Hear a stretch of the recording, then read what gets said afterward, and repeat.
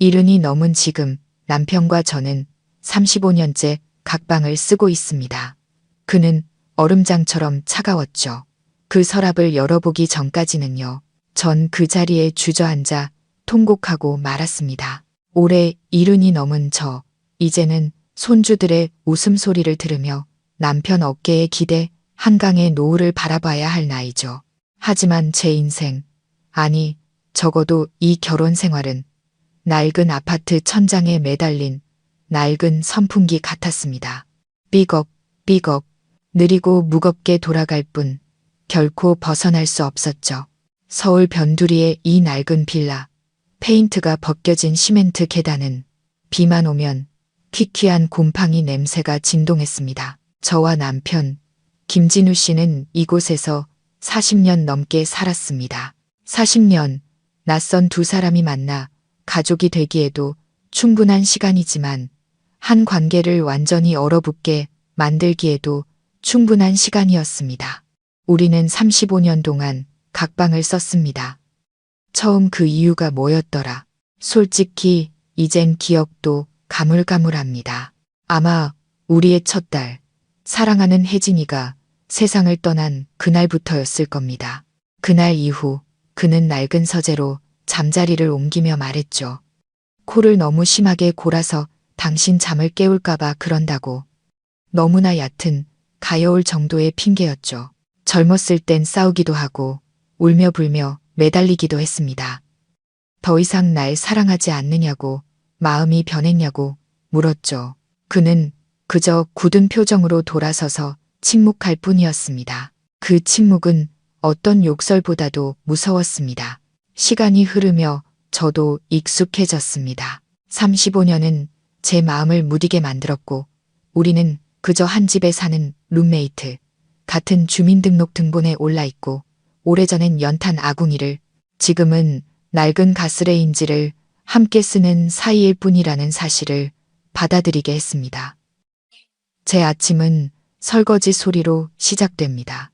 제가 그릇을 정리해 식탁에 마지막 그릇을 내려놓는 순간 옆방에서 헛기침 소리가 들려옵니다. 김진우 씨의 아침 인사죠. 여보, 아침 드세요가 아닌 그저 자신이 일어났다는 신호를 보내는 마른 기침 소리. 그는 낡고 색이 바른 작업복 셔츠를 입고 나와 스스로 진한 녹차 한 잔을 타서 제 맞은편에 앉습니다. 아침 식사는 두려울 만큼의 정적 속에서 이뤄집니다. 저는 신문을 보고 그는 TV를 봅니다. 낡은 목재 식탁은 누런 형광등 불빛을 희미하게 반사하고 우리는 한마디 말도 없이 밥을 먹습니다. 제가 일부러 소리를 낼 때가 있냐고요? 물론이죠. 일부러 수저를 국그릇에 세게 부딪혀 소리를 내기도 합니다. 그것이 우리가 서로의 존재를 확인하는 유일한 소통 방식이었으니까요. 그릇 부딪히는 소리와 그의 헛기침 소리의 합주. 나 오늘 반상회가. 그가 TV 화면에 시선을 고정한 채 툭 던지듯 말합니다. 응, 저도 한 글자로 답하죠. 문단속 잘해요. 알았어요. 끝. 하루의 대화는 그것으로 끝입니다. 저는 한숨을 쉬며 그릇을 치웁니다. 제 시선이 그의 서재 문으로 향합니다. 늘 굳게 닫혀 있고 자물쇠까지 채워진 짙은 갈색의 나무문. 그 안은 그의 세상. 제가 단 한 번도 들어가 본 적 없는 세상입니다. 저는 더 이상 들어가려 하지도 궁금해하지도 않았습니다. 제가 잃어버린 것은 문을 열고 싶은 호기심뿐 아니라 사랑과 나누고 싶은 열망 그 자체였으니까요. 가끔 왜 이혼하지 않았을까 생각합니다. 하지만 우리 세대에게 이혼은 집안의 큰 흠이었고 동네 사람들 보기에도 창피한 일이었습니다. 무엇보다 우리에겐 아들 민준이가 있었습니다. 민준이는 우리의 전부였고 낯선 두 사람을 한 지붕 아래 묶어두는 마지막 가느다란 끈이었습니다. 우리는 서로를 위해서가 아니라 아들을 위해 살았습니다.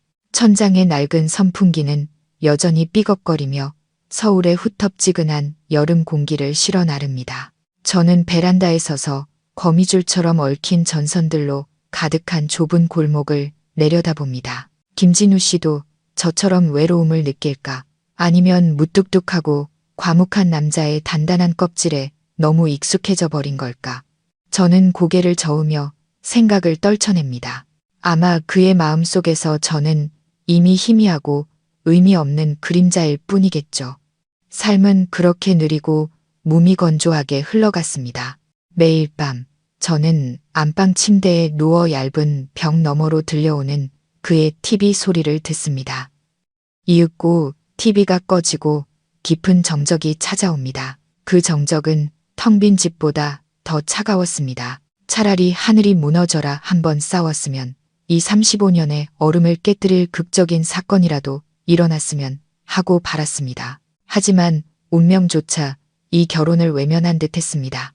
저는 눈을 감습니다. 허리는 쑤시고 무릎은 시립니다. 정수가, 그냥 잠이나 푹 자. 그 사람 신경 쓰지 말고. 스스로를 다독여보지만 심장이 쿡 가고 쑤십니다. 육체적인 고통이 아니라 텅 빈 공허함 때문에 무관심과 냉대 속에서 흘러가 버린 인생이 아파서 오는 통증이었습니다. 저는 몰랐습니다. 제가 기다리던 진짜 육체적 고통, 그 끔찍한 사건이 곧 닥쳐오리라는 것을. 서울의 밤비는 장대비처럼 퍼붓기보다는 뼛속까지 스며드는 끈질기고 차가운 비였습니다. 그날 밤 저는 잠을 뒤척이며 낡은 함석지붕 위로 떨어지는 규칙적인 빗소리와 낡은 창문 틈으로 새어 들어오는 바람 소리를 듣고 있었습니다. 시계가 새벽 2시를 가리킬 때였습니다. 갑자기 가슴에 날카로운 통증이 찾아왔습니다. 평소의 뻐근함과는 달랐습니다. 마치 차가운 쇠손이 심장을 쥐어짜는 듯 숨을 쉴 수가 없었습니다. 저는 간신히 몸을 일으켰습니다. 식은땀이 비오듯 흘렀지만 몸은 사시나무 떨듯 떨렸습니다. 세상에.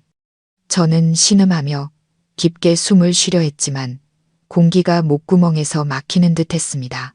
반사적으로 시선이 김진우 씨의 방문으로 향했습니다. 문은 여전히 굳게 닫혀 있었습니다. 문을 두드려 그의 이름을 크게 불러 마음속에서 작은 충동이 일었습니다. 어쨌든 우리는 부부였고 그는 민준이의 아버지니까요. 하지만 곧이어 35년간 쌓여온 낡은 자존심과 서러움이 그 생각을 가로막았습니다. 불러서 뭘 해? 또 무뚝뚝한 표정으로 날 쳐다보다 한숨이나 쉬겠지. 아니면 더 심하게 이 시간에 왜 사람을 귀찮게 해? 라고 할지도 몰라. 통증은 점점 더 심해졌고 왼쪽 팔이 마비되는 느낌과 함께 머리가 핑 돌았습니다. 더 이상 지체할 수 없다는 걸 알았습니다. 이건 단순한 감기 몸살이 아니라 생사를 가르는 싸움이었습니다. 하지만 죽음의 문턱에 선 순간에도 저는 반평생 나를 외면한 그 남자에게 기댈 수 없었습니다. 저는 침대에서 내려와 장롱을 붙잡고 간신히 일어섰습니다. 한 걸음 한 걸음이 고문 같았고 수백 개의 바늘이 가슴을 찌르는 듯 했습니다. 저는 문 뒤에 걸어둔 얇은 외투를 더듬어 찾아 입었습니다. 외투를 걸치며 저는 바깥의 비바람뿐만 아니라 이 집의 냉기로부터 스스로를 보호할 갑옷을 입는다고 생각했습니다. 방을 나기 전 벽에 걸린 거울을 보았습니다. 제 얼굴은 하얗게 질려 있었고 입술은 파랗게 변해 있었습니다. 꼭 밤에 떠도는 유령 같았습니다. 저는 조용히 침실 문을 열고 복도로 나섰습니다. 집은 무섭도록 고요했습니다. 밤비의 눅눅한 냄새와 희미하게 남은 녹차 향이 공기 중에 떠다녔습니다. 저는 김진우 씨의 방문 앞을 지나갔습니다.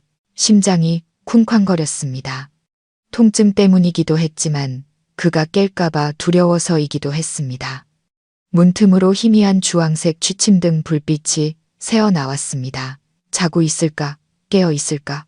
저는 멈추지 않고 스스로에게 다짐했습니다. 이정숙, 너는 그 사람이 필요 없어. 넌 언제나 혼자서도 잘해왔잖아. 저는 낡은 빌라의 계단을 절뚝이며 내려갔습니다. 차가운 시멘트 계단이 맨발에 와 닿았습니다. 녹슨 철제 난간을 꽉 잡았습니다. 제 슬리퍼가 바닥에 끌리는 소리가 공허하게 울렸지만 우리 집에서는 아무런 반응도 없었습니다. 저는 작별 인사 한마디 없이 부르는 소리 한 번 없이 그렇게 홀로 쓸쓸히 집을 나섰습니다. 빌라 입구에 다다르자 비는 여전히 쏟아지고 있었습니다. 빗물이 얼굴을 때렸고 그 맛은 짜디찼습니다. 저는 큰 길로 이어지는 좁은 골목을 바라보았습니다. 희미한 가로등 불빛 아래 무릉덩이가 반짝였고 사람은 아무도 없었습니다. 저는 처마 밑에 서서 걷잡을 수 없이 몸을 떨었습니다. 통증이 너무 심해 허리를 숙여야 했습니다. 신음 소리를 내지 않으려고 이를 악물었습니다. 손을 들어 택시를 잡으려 애썼습니다. 하지만 이 비바람치는 한밤중에 차는 한 대도 없었습니다. 마음이 빗물보다 더 차갑게 식었습니다. 서러움이 사무쳤습니다. 나는 무엇을 위해 살아왔나?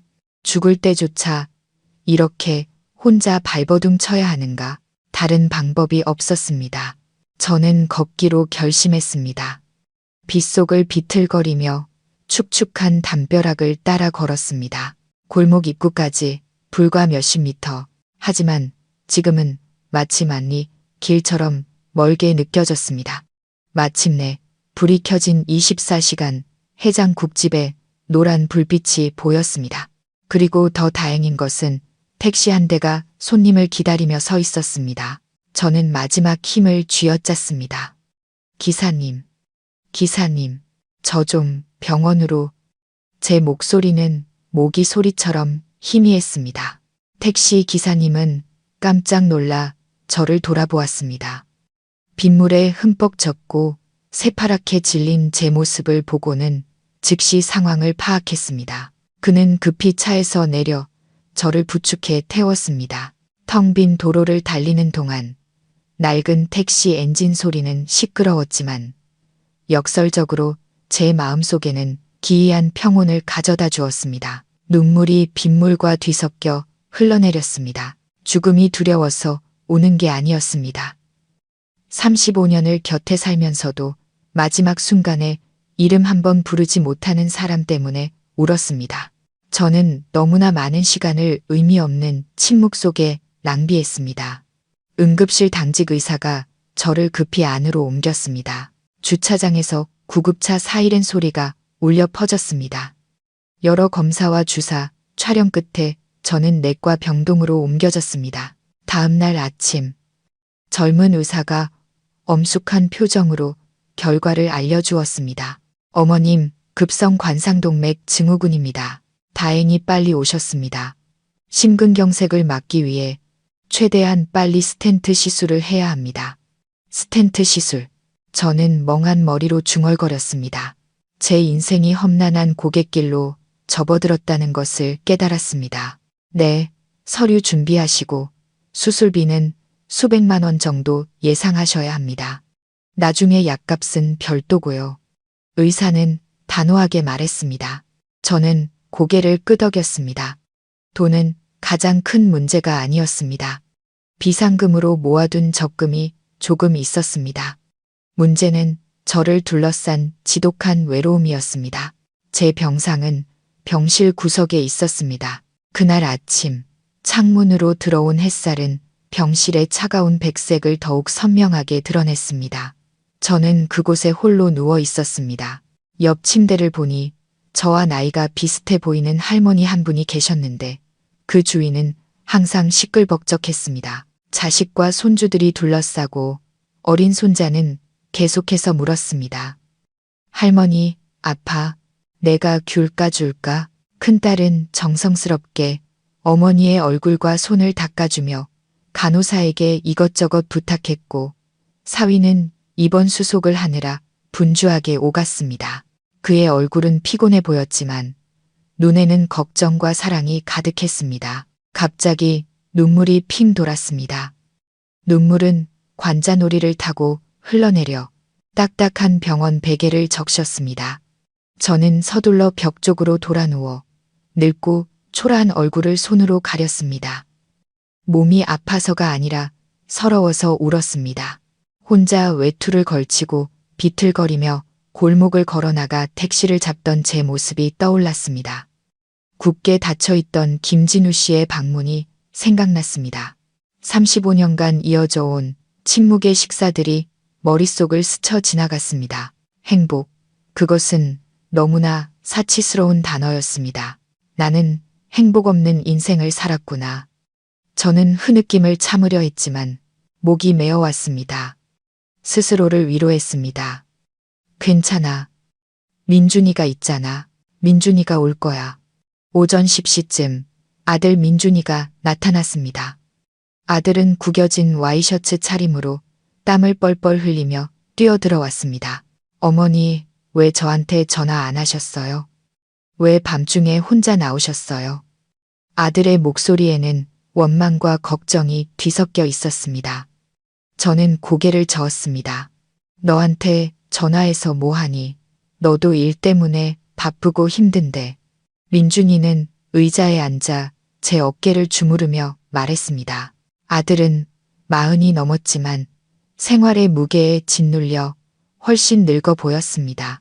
그는 아파트 할부금을 갚기 위해 큰 빚을 지고 있는 건설 현장 기사였습니다. 저는 아들의 눈 밑 다크서클과 얼굴에 깊게 팬 피로를 보았습니다. 걱정 마세요. 의사 선생님과 통화했어요. 병원비는 제가 다 해결할 테니 어머니는 아무 생각 말고 몸조리만 잘하세요. 돈은 엄마한테 있어. 적금 들어놓은 거 있다. 민준이는 고개를 저으며 단호하게 말했습니다. 아니에요. 제가 해야죠. 제가 아들이잖아요. 그 돈은 나중에 필요할 때 쓰세요. 어머니 때문에 저 정말 간 떨어지는 줄 알았다고요. 아들은 저를 나무랐지만 그의 눈에는 진심 어린 사랑과 걱정이 가득했습니다. 듬직하게 자라 걱정해주는 아들을 보니 마음이 조금 따뜻해졌습니다. 하지만 아주 잠시뿐 아들의 짐이 너무 커서 부담이 되고 싶지 않았습니다. 민준이의 전화가 또다시 울렸습니다. 그는 액정을 보며 얼굴을 찌푸렸습니다. 네, 부장님. 알고 있습니다. 지금 병원이라 1시간만 더 주시면 안 될까요? 네, 최대한 빨리 가겠습니다. 그는 전화를 끊고 긴 한숨을 내쉬었습니다. 아, 오늘 현장에서 계약서 사인해야 하는데 이거 잘못되면 계약금 몇 천만 원 날아가요. 저는 아들을 보며 터져 나오는 한숨을 속으로 삼켰습니다. 어서 가봐. 엄마는 괜찮으니까. 일 봐. 중요한 일 놓치지 말고. 민준이는 망설이며 제 손을 꽉 잡았습니다. 몸 잘 챙기세요. 저녁에 다시 올게요. 그래, 저는 아들을 더 붙잡고 싶은 마음을 꾹 누르며 대답했습니다. 그는 일어나 헬멧을 쓰고는 황급히 병실을 나섰습니다. 옆 침대의 화목한 풍경이 펼쳐지는 하얀 병실에 홀로 남겨지자 제 마음은 다시 가라앉았습니다. 어쩔 수 없지. 각자 자기 인생은 자기가 책임지는 거니까. 민준이가 떠나자 저는 다시 익숙한 외로움에 잠겼습니다. 눈을 감았습니다. 병원의 비릿한 소독약 냄새와 눅눅한 공기가 저를 불쾌하게 만들었습니다. 주위의 모든 것이 저의 연약함과 병을 상기시켰습니다. 저는 가만히 누워 옆 침대에서 들려오는 웃음소리를 들었습니다. 그 집 손자가 할머니에게 학교에서 있었던 일을 제잘거리고 있었습니다. 그 웃음소리가 제게는 구슬픈 종소리처럼 들렸습니다. 다시 민준이 생각이 났습니다. 불쌍한 내 아들. 오랫동안 기다려 얻은 귀한 아들이었죠. 어릴 때부터 착하고 속이 깊더니 커서는 너무 많은 짐을 어깨에 짊어지고 있었습니다. 집을 사는 것이 아들 내외의 평생 소원이었고 매달 돌아오는 대출금은 그들을 짓눌렀습니다. 아들 옷에서는 늘 시멘트와 공사장 먼지 냄새가 났습니다. 엄마 걱정 말고 내 처자식이나 챙기라고 했는데 저는 혼잣말을 했습니다. 하지만 어미가 어찌 자식 걱정을 안 할 수 있을까요? 얼마 전 아들이 집에 와서 식탁에 멍하니 앉아 있는 것을 보았습니다. 무슨 일 있니? 하고 묻자 아들은 그저 고개를 저으며 말했습니다. 아니에요, 어머니, 별일 아니에요. 하지만 그의 눈빛은 결코 괜찮지 않았습니다. 아들이 저를 위해 거짓된 평화를 지켜주려 애쓰고 있다는 걸 알았습니다. 간호사가 들어와 혈압과 체온을 봤습니다. 그녀는 동정 어린 눈빛으로 저를 보았습니다. 아마 혼자 있는 환자에게 익숙한 모양이었습니다. 아드님, 방금 가셨나 봐요. 많이 바쁘신가 보네요. 저는 씁쓸하게 웃었습니다. 네, 바쁘죠. 사는 게 다 그렇죠, 뭐. 그래도 어머님 걱정을 많이 하던데요. 힘내세요. 저는 고개를 끄덕였지만 마음은 더 슬퍼졌습니다. 아들의 걱정은 진심이지만 그것이 배우자의 따뜻한 위로와 곁을 지켜주는 존재를 대신할 수는 없었습니다. 저는 다시 김진우 씨를 떠올렸습니다. 아침부터 아직 한 번도 나타나지 않았습니다. 아마 아침 뉴스를 보고 진한 녹차를 마시며 낡은 신문을 읽고 있겠죠. 저는 그에게 연락하지 않았고 그도 저에게 연락하지 않았습니다. 아마 민준이를 통해 제 소식을 들었겠지만 그는 침묵을 선택했을 겁니다. 그것이 수십 년간 이어진 그의 방식, 냉담한 방식이었으니까요. 잠시 후 저와 나이가 비슷해 보이는 수수한 차림의 여자가 보온 도시락을 들고 병실로 들어왔습니다. 안녕하세요, 어머님. 이정숙 어머님 맞으시죠? 저 아랫집 사는 영희 엄마예요. 김진우 아버님께서 이 죽 좀 전해달라고 하셔서요. 저는 깜짝 놀랐습니다. 어머, 영희 엄마, 고마워요. 그 양반은 어디 있고요? 영희 엄마는 도시락을 탁자에 내려놓으며 머뭇거리며 말했습니다. 아버님은 집에서 뭘 하고 계신 것 같던데요. 저한테 빨리 갖다 드리라고 신신당부를 하시면서 죽이 식으면 안 된다. 꼭 소고기 야채죽이어야 한다. 그러시더라고요. 그러면서 택시비 하라고 10,000원짜리 몇 장을 쥐어주셨어요. 저는 잠시 멍해졌습니다. 김진우 씨가 이웃에게 부탁을 하고 심지어 택시비까지 챙겨줬다고 35년 만에 처음으로 그가 우리 집안일에 다른 사람을 끌어들인 것이었습니다. 저는 영희 엄마에게 미소 지었습니다. 정말 고마워요. 고생하셨네요. 영희 엄마는 잠시 머물다 돌아갔습니다.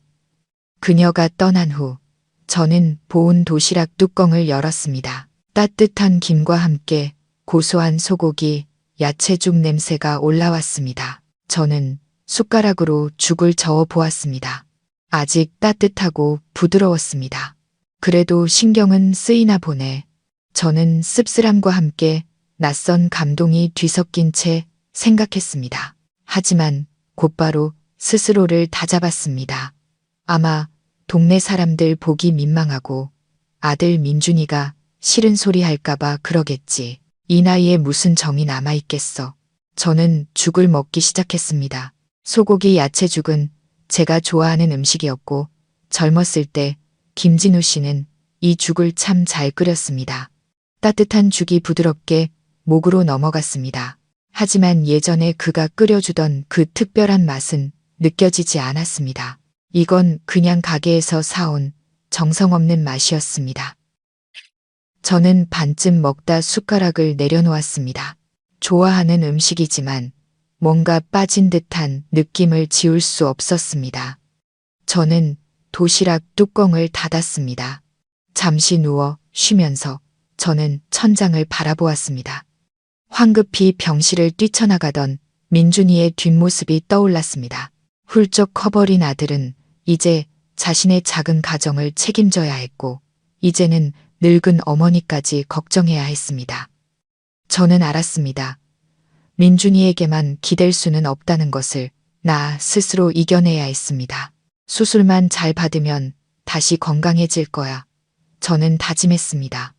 그리고 집에 돌아가면 내 남은 인생은 내가 원하는 대로 살겠어. 더 이상 이 침묵과 냉대를 견디지 않을 거야. 저는 눈을 감았습니다. 병원에서 그리고 내 가정 안에서 느끼는 이 외로움은 쓴 약이었지만 동시에 저를 더 강하게 만드는 원동력이었습니다. 나는 살아야 한다. 그리고 이 남자 없이도 내 삶의 의미를 되찾아야 한다. 영희 엄마가 가져다 준 죽을 반쯤 먹고 잠시 선잠이 들었을 때였습니다. 마음속에는 여전히 김진우 씨에 대한 냉소가 남아 있었죠. 그때 병실 문이 열렸습니다. 이번에는 허둥지둥 들어오는 민준이도 간호사도 아니었습니다. 김진우 씨였습니다. 그는 여전히 색이 바랜 낡은 작업복 차림이었고 손에는 영희 엄마가 가져왔던 것과 똑같이 생긴 하지만 텅 빈 보온 도시락을 들고 있었습니다. 그는 저를 똑바로 쳐다보지 않고 병상을 한번 훑어본 뒤 옆에 있는 작은 탁자에 도시락을 쿵 소리가 나게 내려놓았습니다. 금속과 나무가 부딪히는 건조한 소리에 옆 침대 환자들이 힐끔 쳐다보았습니다. 김진우 씨는 여전했습니다. 무뚝뚝하고 말이 없었죠. 좀 괜찮소 라거나 죽은 입에 맞았소 같은 말은 없었습니다. 그는 전봇대처럼 꼿꼿이 서 있었고 세월과 고된 노동으로 인해 굵은 힘줄이 튀어나온 손을 가만히 내려다보고 있었습니다. 그 도시락은 영희 엄마 거예요. 그가 물었습니다. 목소리는 모래가 섞인 듯 거칠었습니다. 저는 차갑게 대답했습니다. 아니요, 영희 엄마가 가져온 건 여기 있어요. 그는 고개를 끄덕이고는 제가 먹던 도시락을 쳐다보았습니다. 죽, 다 먹었소? 반쯤 먹었어요. 입맛이 없어서. 저는 일부러 그렇게 말했습니다. 그가 화를 내거나 왜 입맛이 없는지 조금이라도 관심을 보여주길 바라면서요. 하지만 김진우 씨는 미간을 살짝 찌푸리고는 도시락 뚜껑을 열어 남은 죽의 양을 확인할 뿐이었습니다. 먹어요. 의사가 잘 먹어야 한다고 했소. 내일 또 끓여오지. 저는 입꼬리를 올려 비웃었습니다. 아주 씁쓸한 미소였죠. 그렇게까지 고생할 필요 없어요. 아들 민준이가 다 알아서 할 거예요. 제 말은 그의 단단한 자존심을 찌르는 칼날 같았습니다. 그의 어깨가 미세하게 떨리는 것을 보았지만 그는 여전히 얼음장 같은 표정을 유지했습니다. 민준이는 자기 처자식 챙기기도 바빠. 내일은 내가 알아서 하오. 의사가 병원비 얼마나 더 내라고 하던가? 우리의 관계는 숫자와 책임, 질병과 고통 같은 것들을 중심으로만 맴돌았습니다. 걱정이나 불안 같은 감정은 대화에 끼어들 틈이 없었죠. 스텐트 시술하는데 수백만 원 든다고 했어요. 민준이가 다 해결한다고 했고요. 저는 일부러 아들의 역할을 강조하며 말했습니다. 김진우 씨는 잠시 침묵하더니 천천히 지갑을 꺼냈습니다. 낡고 해진 가죽 지갑. 그는 그 안에서 꼬깃꼬깃한 지폐 몇 장을 꺼냈습니다. 그는 세어보지도 않고 돈뭉치를 탁자 위에 올려놓으며 짧게 말했습니다. 이거 가지고 있다가 필요한 데 써요. 민준이 힘들게 하지 말고. 저는 그 돈을 보았습니다. 그의 평생 연금을 모은 돈이거나 서재의 낡은 물건들을 팔아 마련한 돈일 겁니다. 왜 이러세요? 저 돈 있어요. 가져가요. 난 돈 필요 없소. 그의 무뚝뚝함에 화가 치밀었습니다. 소리치고 싶었습니다. 내가 필요한 건 돈이 아니라 당신의 마음이라고요. 하지만 그 말을 속으로 삼켰습니다. 소리쳐서 뭘 얻겠습니까? 그는 더 입을 닫을 것이고 저는 더 지칠 뿐이겠죠. 저는 돈뭉치를 밀어냈습니다. 필요 없어요. 도로 가져가세요. 김진우 씨는 저를 보았습니다. 이번에는 그의 시선이 평소보다 더 오래 제 얼굴에 머물렀습니다. 그 눈빛은 무관심이 아니었습니다. 두꺼운 억압의 얼음층 아래 깊숙이 숨겨진 걱정이었습니다. 아주 짧은 순간 무언가 반짝이다가 사라지고 그 자리를 분노와 실망이 채웠습니다. 날 못 믿는 거요.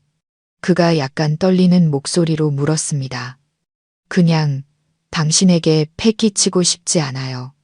그는 더 이상 아무 말도 하지 않았습니다. 일어나서 빈 도시락을 들고 밖으로 나갔습니다. 이 병실에서 도망치고 싶다는 듯 그의 동작은 단호하고 빨랐습니다. 저는 극심한 실망감을 느꼈습니다. 왜 그는 따뜻한 말 한마디 건네지 못할까? 단 한마디면 되는데 힘내요. 내가 많이 걱정하고 있어. 그런 말 한마디면 내 마음의 얼음도 녹아내릴 텐데. 하지만 그는 돈과 서투르고 건조한 행동밖에 몰랐습니다. 저는 벽 쪽으로 돌아 누웠습니다. 또다시 눈물이 흘렀습니다. 정수가 약해지지 마. 저 사람 신경 쓰지 마. 넌 살기만 하면 돼. 이 수술만 이겨내면 되는 거야. 병실의 침묵 속에서 저는 그 어느 때보다 더 버려진 기분이었습니다. 옆 침대를 보았습니다. 할머니는 여전히 자식과 손주들에게 둘러싸여 있었습니다. 부러웠습니다. 재산이나 명예가 아니라 숨길 필요 없이 드러나는 따뜻한 사람의 정이 부러웠습니다. 그러다 문득 35년 전 모든 것이 무너지기 시작했던 그날의 일이 떠올랐습니다. 그날 밤 병원에서 저는 잠을 이루지 못했습니다. 심장은 가끔 욱신거렸지만 육체적 고통은 더 이상 정신적 고통만큼 두렵지 않았습니다. 저는 천장을 바라보며 35년 전 그 추웠던 서울의 겨울로 돌아갔습니다. 그때는 1988년 이 빌라도 아직 새 것이었고 우리 부부는 젊고 희망에 가득 차 있었습니다. 저는 첫 딸 혜진이를 임신하고 있었습니다. 오랫동안 꿈꿔왔던 이름이었죠. 하지만 기쁨은 오래가지 못했습니다. 그 끔찍했던 날을 저는 똑똑히 기억합니다. 김진우 씨는 화학 공장에서 일을 마치고 돌아왔습니다. 온몸에서는 기름과 시큼한 화학약품 냄새가 났습니다. 그는 지친 몸을 침대에 던졌습니다. 그날 밤 저는 갑자기 극심한 복통을 느꼈습니다. 모든 것이 너무 빨리 일어났습니다. 병원으로 옮겨졌지만 제 작은 딸아이는 지켜낼 수 없었습니다. 아이는 미숙아로 태어나 너무 약했고 태어난 지 몇 시간 만에 세상을 떠났습니다. 그 상실감은 제 인생 가장 큰 충격이었습니다. 저는 산후조리실에 누워 있었습니다. 몸은 아팠고 영혼은 산산조각 났습니다.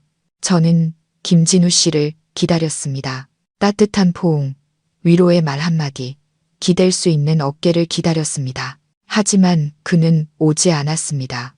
며칠 후 집으로 돌아왔을 때 모든 것이 변해 있었습니다. 그는 여전히 말이 없었지만 이번의 침묵은 견고한 성벽 같았습니다. 그는 울지 않았습니다. 혜진이에 대해 한마디도 하지 않았습니다. 그는 그저 자기 짐을 챙기며 말했습니다. 나 서재에서 잘게. 내가 코를 너무 심하게 골아서 당신 잠을 방해할까봐. 무슨 소리예요? 왜요? 나 당신이 필요해요. 진우 씨. 저는 애원했습니다. 아무것도 아니야. 그냥 당신 좀 편히 쉬라고. 그러고는 서재 문을 쾅 닫아버렸습니다. 그날 이후 그 문은 제게 단 한 번도 열리지 않았습니다. 저는 제 자신을 탓했습니다. 내가 아이를 지키지 못해서 저 사람이 나한테 화가 난 걸까? 저는 그 죄책감 속에서 수년을 살았습니다. 아이를 잃은 고통과 남편에게 버림받은 고통이 뒤섞여 결코 아물지 않는 상처가 되었습니다. 매일 밤 저는 차가운 방에 홀로 누워 모기 소리와 벽 너머로 들려오는 그의 TV 소리를 들었습니다. 저는 소리 없이 울며 혜진이의 이름을 그리고 그의 이름을 불렀습니다. 하지만 아무도 대답하지 않았습니다. 혜진이가 죽은 후 저는 그에게 다가가려 애썼습니다. 관계를 회복하려 노력했죠. 하지만 그는 항상 저를 피했습니다. 짜증을 내고 귀찮아했죠. 피곤해, 귀찮게 하지 마. 그의 말에 저는 점점 깨달았습니다. 그는 저와 더 이상 아이를 가질 생각이 없다는 것을, 혹은 더 나쁘게는 저를 더 이상 사랑하지 않는다는 것을. 김진우 씨의 냉담함은 제 속을 죽여갔습니다. 다정하고 활기찼던 저를 말이 없고 자존심만 세우며 항상 거리를 두는 여자로 바꾸어 놓았습니다. 우리는 싸우지 않았습니다. 싸움은 두 사람이 함께 소리쳐야 가능한 것이니까요. 우리는 그저 침묵했습니다. 한 지붕 아래 사는 두 사람, 두 개의 그림자, 병상에 누워 저는 가슴을 움켜쥐었습니다. 동맥이 막힌 심장뿐만 아니라 제 영혼도 35년간 억눌린 감정들로 꽉 막혀 있었습니다. 만약 그가 나를 사랑했다면 왜 나를 외로움으로 고문하는 방법을 택했을까? 왜 내가 밤비 속에서 심장마비로 쓰러져 갈 때 그는 전혀 몰랐거나 혹은 알면서도 외면했을 만큼 무심했을까? 고통스러운 기억이 저를 짓눌렀습니다. 그것은 다가올 수술보다 더 저를 지치게 했습니다. 저는 다짐했습니다. 만약 내가 이 수술에서 살아남는다면 김진우 씨에게 모든 것을 물어볼 것이라고. 더 이상 이 의심과 서러움 속에서 단 하루도 살 수 없다고. 다음 날 저는 수술대에 오르지 못했습니다. 서류 문제로 수술이 미뤄졌습니다. 저는 불안하고 초조한 마음으로 누워 있었습니다. 정확히 오전 11시 병실 문이 다시 열렸습니다. 김진우 씨였습니다. 그는 낡은 갈색 점퍼에 털모자를 눌러쓰고 익숙한 보온 도시락을 들고 있었습니다. 그는 여전히 무뚝뚝한 표정으로 들어왔지만 뭔가 다른 점이 있었습니다.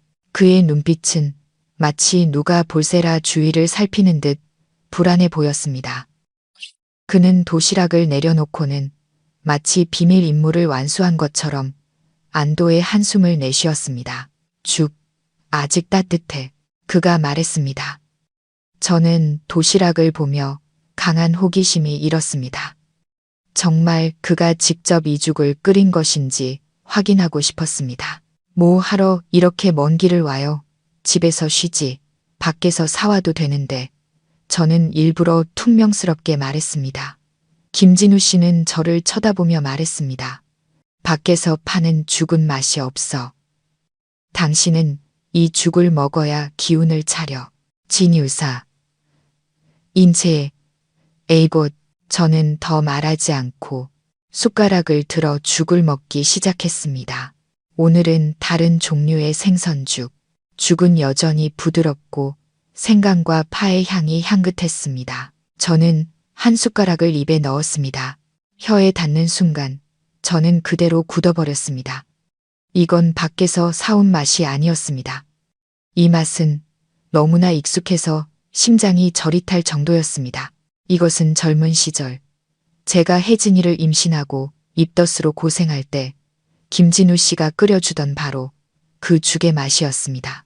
그는 항상 아주 잘게 다진 생강과 참기름 한 방울을 넣어 비린내를 잡으면서도 생선의 단맛을 살렸습니다. 특히 그는 제가 아주 좋아하는 들깨가루를 살짝 넣곤 했습니다. 이 죽의 조리법을 아는 사람은 세상에 저와 그 단둘뿐이었습니다. 갑자기 눈물이 왈칵 쏟아졌습니다.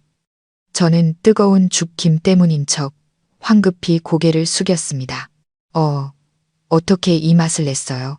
저는 감동을 숨기려 애쓰며 떨리는 목소리로 물었습니다. 김진우 씨는 서툰 동작으로 귤 껍질을 까고 있었습니다. 제 질문을 듣고 그는 잠시 멈칫했습니다. 그냥 하던 대로 한 거지. 어서 먹어요. 말 많이 하지 말고. 그는 애써 외면했지만 그의 늙은 귀는 새빨갛게 달아올라 있었습니다. 그 어색한 행동이 바로 그가 직접 죽을 끓였다는 가장 확실한 증거였습니다. 저는 울면서 죽을 먹었습니다. 뜨거운 눈물이 죽 그릇으로 떨어져 익숙한 맛과 섞였습니다. 저는 그의 사랑이 완전히 사라진 것이 아니라는 사실을 깨닫고 울었습니다. 그저 무뚝뚝함과 무관심이라는 두꺼운 얼음 아래 파묻혀 있었을 뿐입니다. 당신, 내가 들깨가루 좋아하는 거 아직 기억하네요. 저는 부드러운 목소리로 말을 걸었습니다. 기억은 무슨, 그냥 습관대로 한 거지.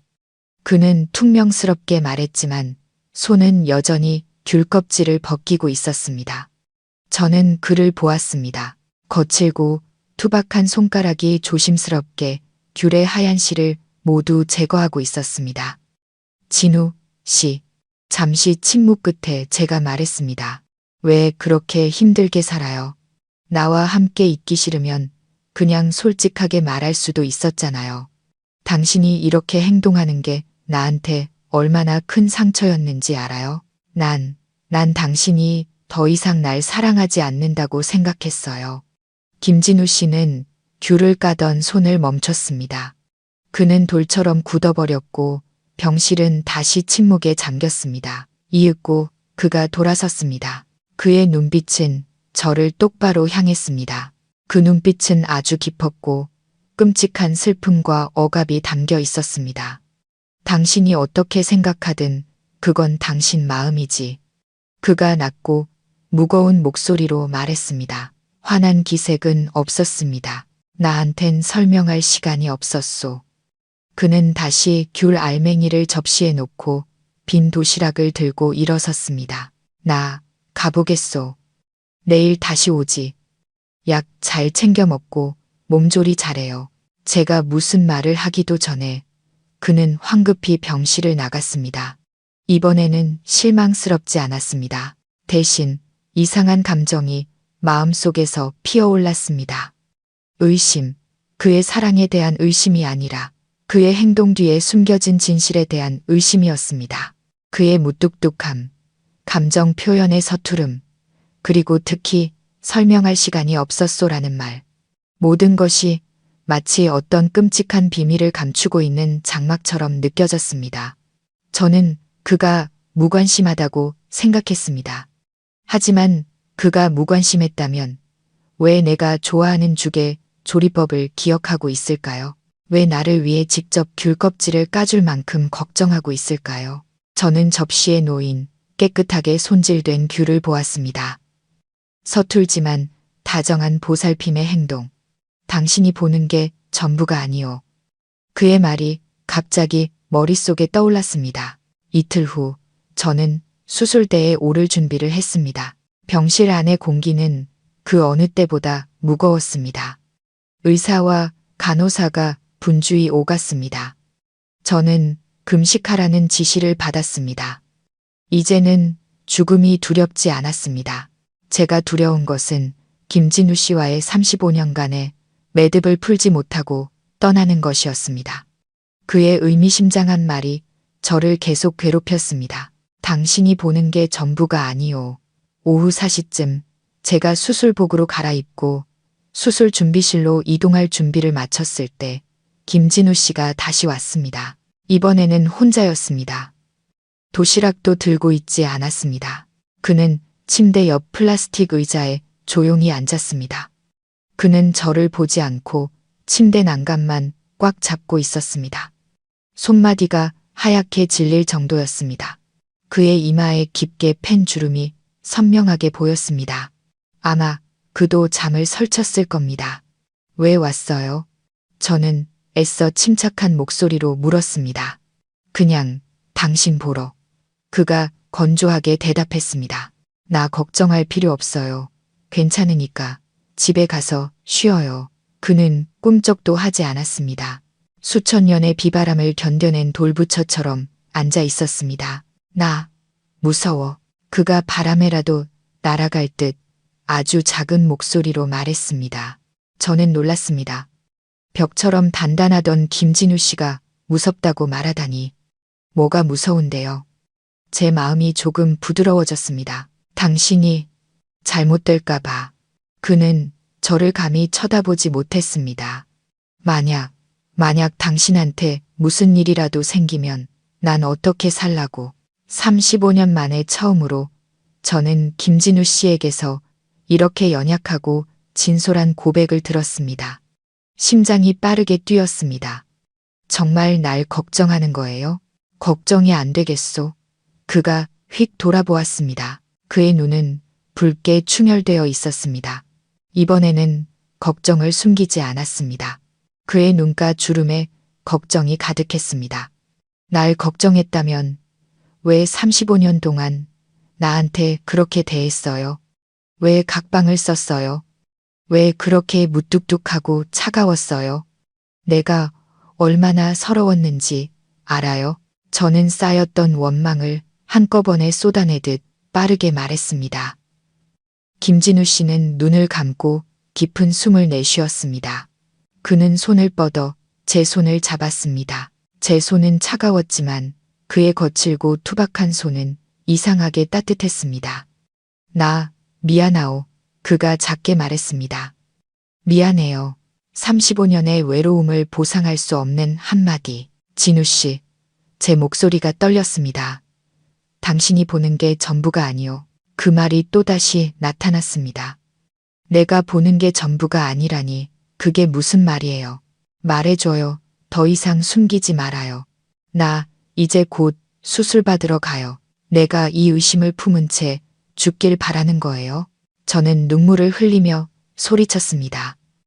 김진우 씨는 떨면서 제 손을 더 꽉 잡았습니다. 그는 고개를 숙여 제 귀에 대고 억눌린 감정 때문에 끊어지는 목소리로 속삭였습니다.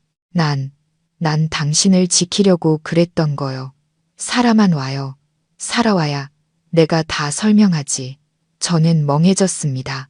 나를 지키려고, 나를 밀어내고, 냉대하고 35년간 각방을 쓰면서 무슨 소리예요. 똑바로 말해줘요. 하지만 바로 그때 이동 침대가 도착했습니다. 간호사가 밝게 웃으며 말했습니다. 이정숙 어머님, 시간 됐습니다. 의사 선생님께서 기다리세요. 김진우 씨는 제 손을 놓았습니다. 그는 일어나 털모자를 고쳤었습니다. 살아 돌아와 정수가. 그의 목소리는 다시 단단해져 있었습니다. 마치 방금 냉정한 껍질을 다시 뒤집어 쓴 것처럼요. 저는 이동 침대에 실려갔습니다. 병원 복도를 따라가며 저는 고개를 돌려 김진우 씨를 보았습니다. 그는 그 자리에 못 박힌 듯 서서 절망과 고통이 가득한 눈으로 저를 보고 있었습니다. 나를 지킨다고? 무엇으로부터? 그 질문은 곧 투여될 마취약보다 더 강하게 제 머릿속을 파고들었습니다. 나는 살아야 해.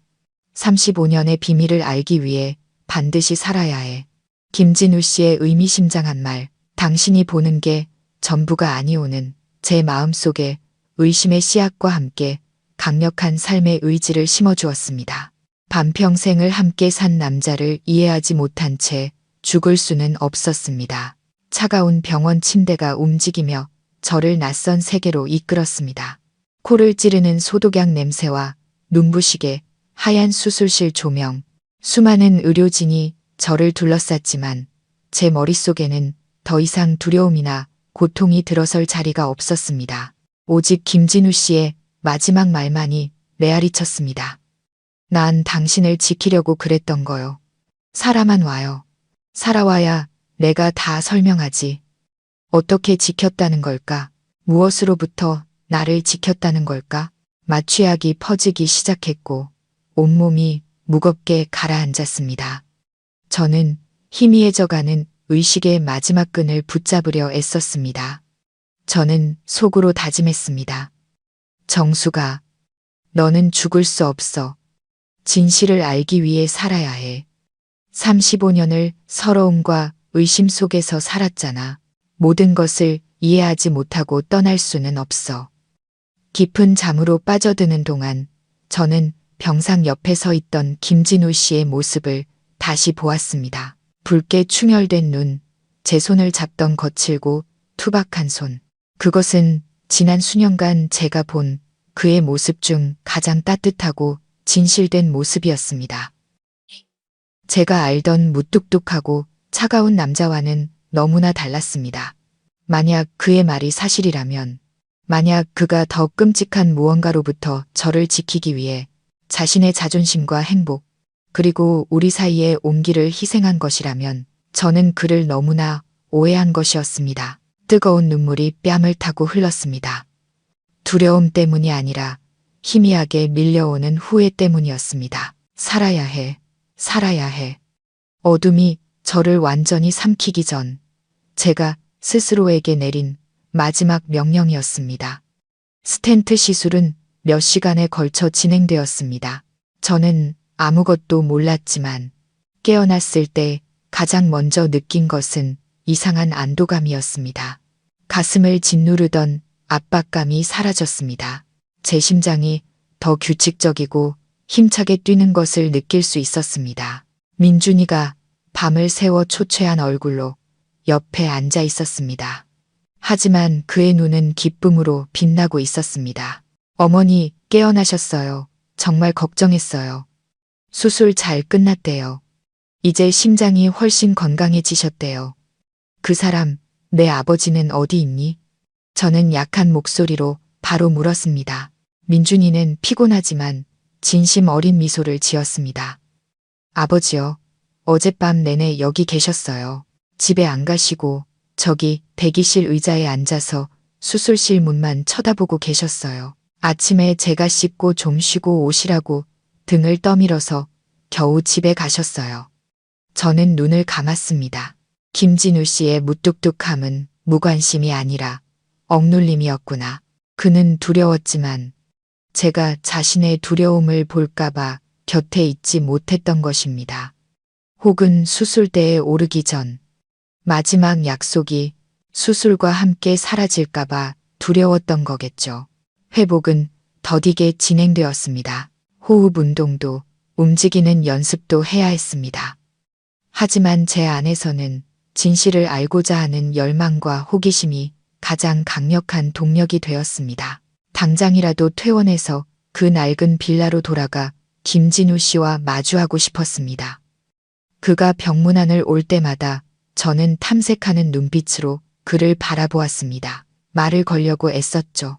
진우 씨, 몸 괜찮아지면 다 얘기해줘요. 그는 항상 제 시선을 피했습니다. 몸조리나 잘해요. 지난 일을 뭐하러 다시 꺼내. 아니요, 나는 알아야겠어요. 더 이상 숨기지 말아요. 때가 되면 말하겠소. 지금은 아니야. 김진우 씨의 고집과 무뚝뚝함이 다시 고개를 들었습니다. 하지만 이번에는 그 단단함 뒤에 비밀이 그가 홀로 짊어져 온 고통이 있다는 것을 알았습니다. 저는 더 이상 그에게 화가 나지 않았습니다. 그가 불쌍했습니다. 반평생을 외로움과 오해 속에서 살아온 우리 두 사람이 불쌍했습니다. 거의 2주간의 입원 끝에 저는 마침내 퇴원하게 되었습니다. 시원한 서울의 가을 오후였습니다. 김진우 씨는 낡은 초록색 택시를 병원 입구에 대기시켜 놓았습니다. 민준이는 일 때문에 바빠서 잠시 들러 수납만 도와주고는 황급히 떠났습니다. 저를 집으로 데려다 준 사람은 김진우 씨였습니다. 병원 문을 나설 때 그는 저를 부축하지 않았습니다. 그저 택시 문을 열어주며 말했습니다. 타시오. 그리고는 뒤로 돌아가 제 약 봉투와 짐가방을 들었습니다. 그는 결코 낭만적인 행동으로 애정을 표현하는 사람이 아니었습니다. 그저 묵묵하고 실질적인 행동으로 보여줄 뿐이었죠. 저는 뒷좌석에 앉았고 택시는 붐비는 거리를 달렸습니다. 창밖을 보았습니다. 모든 것이 예전과 같았지만 제 눈에는 다르게 보였습니다. 마치 다시 태어난 기분이었습니다. 진우 씨. 제가 조용히 불렀습니다. 응. 그의 목소리는 여전히 건조했습니다. 그는 조수석에 앉아 있었습니다. 고마워요. 그는 한참 동안 말이 없었습니다. 제 말을 무시하는 줄 알았습니다. 하지만 이내 그는 백미러를 통해 저를 보았습니다. 그의 시선이 1초간 머물렀습니다. 그 짧은 순간 그의 눈에서 피로와 인내, 그리고 제가 무사히 돌아온 것에 대한 작은 안도감을 보았습니다. 뭐가 고맙다는 거요. 당연히 할 일을 한 거지. 그는 말하고는 다시 앞을 보았습니다. 저는 미소 지었습니다. 그것이 그의 방식으로 제 감사를 받아들이는 법이라는 것을 알았습니다. 낡은 빌라에 도착했을 때 김진우 씨는 먼저 내려서 택시비를 계산했습니다. 그리고는 제 뒤에서 약봉투를 들고 그림자처럼 묵묵히 따라왔습니다. 계단은 여전히 페인트가 벗겨져 있었고 퀴퀴한 곰팡이 냄새가 났습니다. 우리 집 문 앞에 섰을 때 저는 속삭였습니다. 집에 왔다. 집 안으로 들어서자 모든 것이 그대로였습니다. 익숙한 거실, 천장에 매달린 낡은 선풍기. 하지만 이번에 김진우 씨의 서재문을 보았을 때 저는 더 이상 분노를 느끼지 않았습니다. 호기심과 함께 약간의 안타까움을 느꼈습니다. 당신은 쉬고 있어. 짐은 내가 정리할게.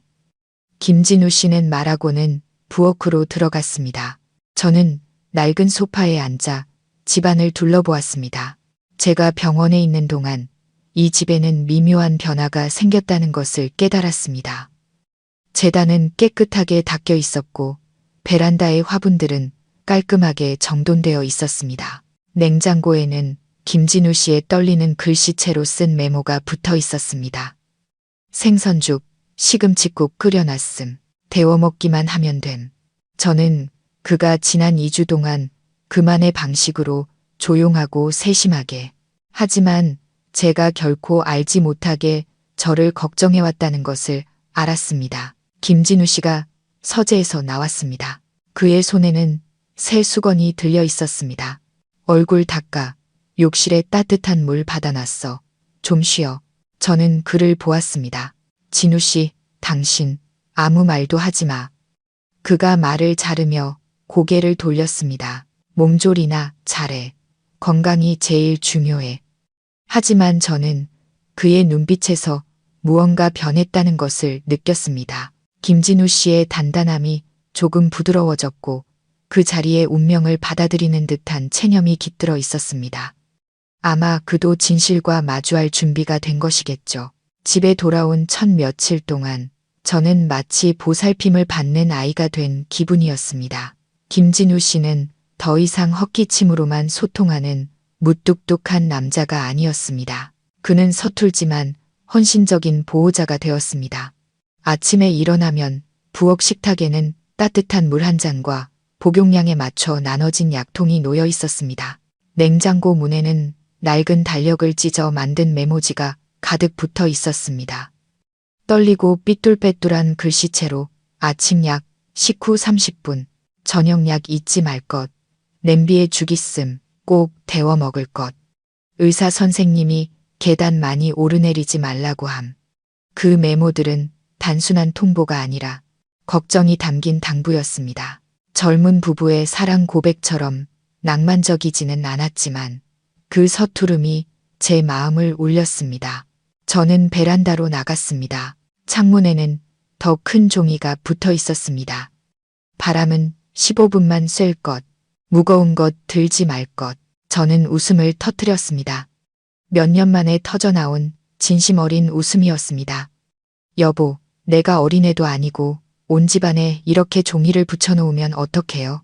김진우 씨는 서재에 앉아 있다가 제 목소리를 듣고 황급히 나왔습니다. 뭐가 웃기다는 거요? 의사가 당신한테 지키라고 한 말들이야. 네, 지킬게요. 지킬 건데 당신이 이렇게 세심한 사람인 줄은 몰랐네요. 지난 35년 동안 난 당신이 내가 살든 죽든 아무 상관도 안 하는 줄 알았어요. 김진우 씨는 저를 보았습니다. 그의 눈빛이 다시 고통과 억압으로 가득 찼습니다. 그런 가시 돋친 말은 하지 마. 당신 이제 막 몸 추스르는 중이야. 가시 돋친 말이 아니라 사실이잖아요. 나는 진실을 알고 싶어요. 진우 씨, 당신이 보는 게 전부가 아니오. 라는 말, 그게 대체 무슨 뜻이에요? 말해줘요. 잠에서. 그는 한숨을 쉬며 제 시선을 피했습니다. 나중에 얘기해. 당신 아직 몸이 다 안 나았어. 저는 그를 더 이상 다그칠 수 없다는 것을 알았습니다. 그는 인내와 억압의 사람이었습니다. 하지만 그 비밀이 그의 어깨를 무겁게 짓누르고 있다는 것도 알았습니다. 몸조리를 하는 동안 저는 김진우 씨를 더 많이 관찰할 시간이 있었습니다. 그는 여전히 예전 습관을 유지했습니다. 아침에 일어나 녹차를 마시고 뉴스를 보고 서재 문을 닫고 들어갔습니다. 하지만 이제 그는 더 자주 밖으로 나왔습니다. 제게 따뜻한 물을 가져다 주고 약 먹을 시간을 알려주었습니다. 그 서툴고 건조한 행동들이 그가 할 수 있는 전부였습니다. 어느 날 오후, 저는 그가 베란다에 앉아 먼 곳을 바라보며 깊은 생각에 잠겨 있는 것을 보았습니다. 저는 다가가 그의 옆에 조용히 앉았습니다. 진우 씨, 제가 작게 말했습니다. 그날 끓여준 생선죽 고마웠어요. 정말 맛있었어요. 그는 깜짝 놀라 저를 돌아보았습니다. 그의 눈에는 당혹감이 서려 있었습니다. 그냥 옛날 방식대로 끓인 것뿐이요. 옛날 방식, 당신과 나만 아는 방식, 내가 혜진이를 임신했을 때 당신이 끓여주던 그 방식 말이에요. 제가 혜진이의 이름을 꺼내자 김진우 씨의 얼굴이 순식간에 굳었습니다. 그의 눈에 극심한 고통이 스쳐 지나갔습니다. 혜진이 얘기는 그만해. 그가 끊어지는 목소리로 말했습니다. 다 지난 일이야. 그냥 묻어두자고. 아니요. 묻어둘 수 없어요. 혜진이의 죽음과 당신이 각방을 쓰기 시작한 것이 당신이 숨기고 있는 그 비밀과 관련이 있는 거죠. 김진우 씨는 벌떡 일어섰습니다. 그는 난간을 꽉 잡았습니다. 함부로 추측하지 마.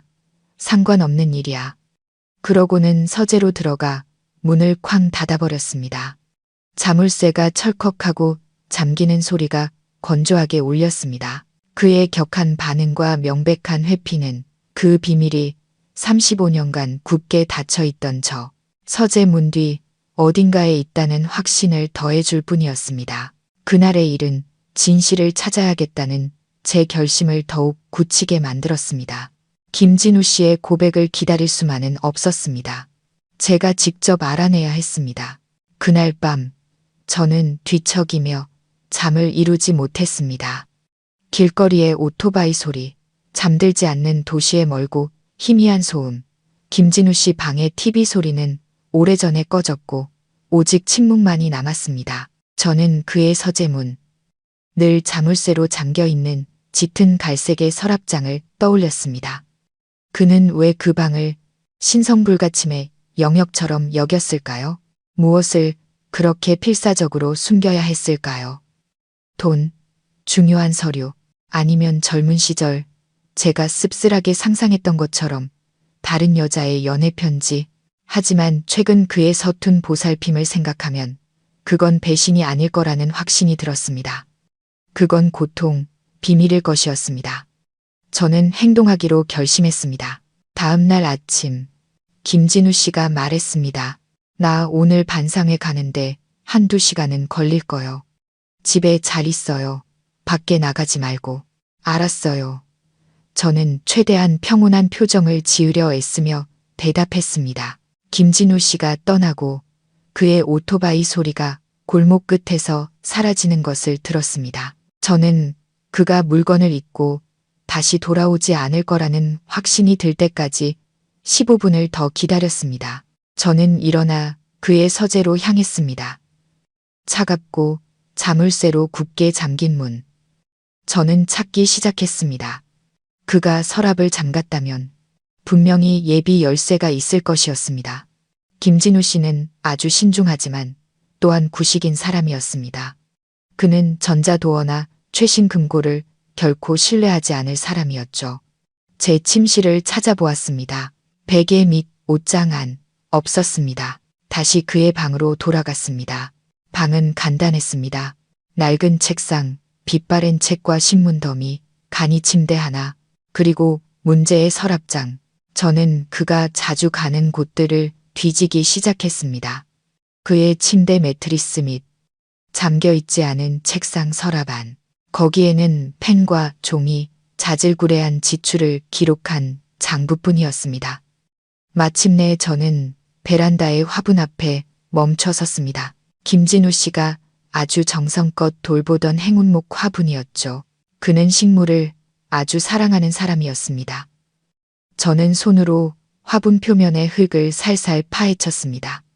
흙 아래에서 차가운 금속 물체가 손에 닿았습니다. 제 예상대로였습니다. 낡은 끈으로 묶인 작은 열쇠 꾸러미가 화초 뿌리 밑에 고이 숨겨져 있었습니다.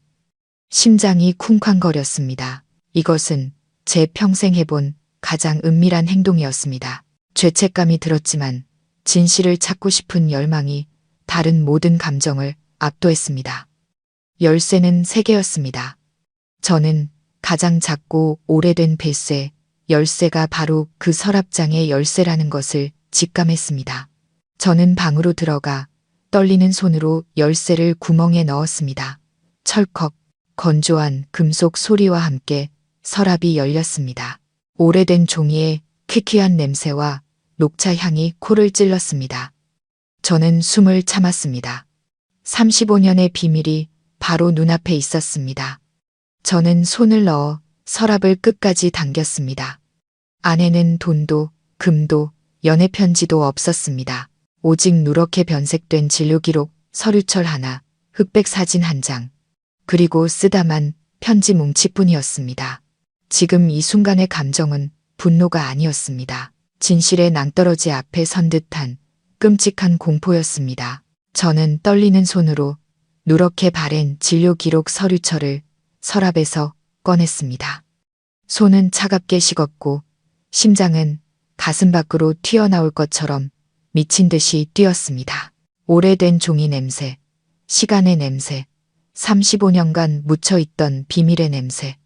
저는 그 서류철을 김진우 씨가 수십 년간 외롭게 앉아 있었을 책상 위에 올려놓았습니다. 흑백 사진 한 장이 바닥으로 떨어졌습니다. 혜진이의 사진이었습니다. 세상에서 단 몇 시간밖에 살지 못했던 내 딸. 사진 속에서 아이는 인큐베이터 안에 누워 있었습니다. 작고 쭈글쭈글한 얼굴이었지만 어딘가 김진우 씨를 쏙 빼닮은 구석이 있었습니다. 저는 손을 뻗어 아이의 얼굴을 쓰다듬었습니다. 또다시 눈물이 흘렀지만 이번에는 서러움의 눈물이 아니라 애달픔의 눈물이었습니다. 저는 깊은 숨을 들이쉬고 서류철을 펼쳤습니다. 첫 장은 제 퇴원 기록서, 그 다음은 혜진이의 사망진단서였습니다. 이어서 빼곡하게 손으로 쓴 페이지들이 나타났습니다. 온통 복잡한 의학 용어뿐이었습니다. 저는 한 글자 한 글자, 한 줄 한 줄 읽어 내려갔습니다. 그리고 마침내 끔찍한 진실이 제 눈을 강타했습니다. 우리 딸 혜진이는 단순히 미숙아로 죽은 것이 아니었습니다. 아이는 신경계와 심장에 심각한 선천성 기형을 가지고 태어났습니다. 의사의 소견서에는 이렇게 적혀 있었습니다. 해당 기형은 부친의 화학물질 노출에 의한 것일 가능성이 매우 높음. 저는 그대로 얼어붙었습니다. 손발에 힘이 빠졌습니다. 저는 2번, 3번 다시 읽었습니다. 부친의 화학물질 노출. 젊은 시절 내내 화학공장에서 일했던 김진우 씨. 그는 얼마나 많은 독성 물질에 노출되었을까. 그가 온몸에서 시큼한 약품 냄새를 풍기며 집에 돌아오던 밤들이 떠올랐습니다. 그는 몸을 깨끗이 씻었지만 독소는 이미 그의 몸 깊숙이 스며들었고 그것이 혜진이에게 전해진 것이었습니다. 다음 페이지는 유전자 검사 결과와 의사의 상담 기록이었습니다. 유전적 위험이 매우 높음. 남편의 지속적인 노출 환경을 고려할 때 추가적인 임신은 권장하지 않음. 폐하의 선천성, 기형 또는 신경 손상 가능성 60% 이상. 60% 차갑고 잔인한 숫자. 혜진이의 죽음은 불운이 아니라 의학적 비극이었습니다. 그리고 김진우 씨는 그 사실을 알고 있었습니다. 저는 모든 것을 이해했습니다. 왜 그가 각방을 쓰기 시작했는지, 왜 제게서 멀어졌는지, 왜 제가 그토록 원했음에도 둘째 아이를 갖는 것을 거부했는지. 그는 저를 사랑하지 않아서가 아니었습니다. 그는 저를 그리고 미래에 태어날 아이들을 너무나 사랑했기에 스스로 차갑고 나쁜 남편 역할을 자처해야 했던 것입니다. 제가 그를 미워하고 더 이상 그의 곁에 있고 싶지 않게 만들려고. 그는 자신의 외로움으로 보호막을 쌓아 제가 또다시 아이를 잃거나 아픈 아이를 낳는 고통을 겪지 않게 막아주었던 것입니다. 그는 잔혹한 진실 대신 제가 의심 속에서 살도록 지옥을 선택한 것입니다. 그는 모든 죄책감과 고통을 홀로 짊어졌습니다. 제 눈물은 더 이상 서러움의 눈물이 아니었습니다. 후회와 애달픔이 강물처럼 흘러내렸습니다. 진우 씨, 왜 그렇게 바보 같았어요? 저는 쓰다만 편지 뭉치를 보았습니다. 이것은 분명 그가 결코 입 밖으로 꺼내지 못했던 말들일 것이었습니다. 저는 편지 뭉치를 집어들었습니다. 낡은 줄 노트에 쓰여 있었습니다. 김진우 씨의 글씨는 떨렸고 어떤 부분은 잉크나 눈물에 번져 있었습니다. 저는 첫 번째 편지를 열었습니다. 혜진이가 죽고 약 1년 뒤에 쓴 것이었습니다. 사랑하는 정숙에게 오늘 당신이 또 우는 소리를 들었소. 방 안에서 소리 죽여 우는 소리, 그 막히는 흐느낌이 내 심장을 쥐어짜는 것 같았소. 당신이 나를 원망하고 있다는 걸 아오. 내가 무뚝뚝한 것을, 무심한 것을, 딸을 위해 눈물 한 방울 흘리지 않는 것을 원망하겠지. 하지만 정수가, 나는 감히 울 수가 없었소. 내가 가해자니까. 의사가 아이의 기형이 화학물질 때문이라고 했소. 내가 그것을 집으로 가져온 거요. 내가 우리 딸을 죽인 거요. 내가 이 집에 독을 가져온 거요. 나는 당신을 안을 수가 없소. 당신 곁에 다가갈 수가 없소. 당신이 나를 만질 때마다 나는 두려움에 떨었소. 내 몸의 독소가 당신마저 해칠까봐.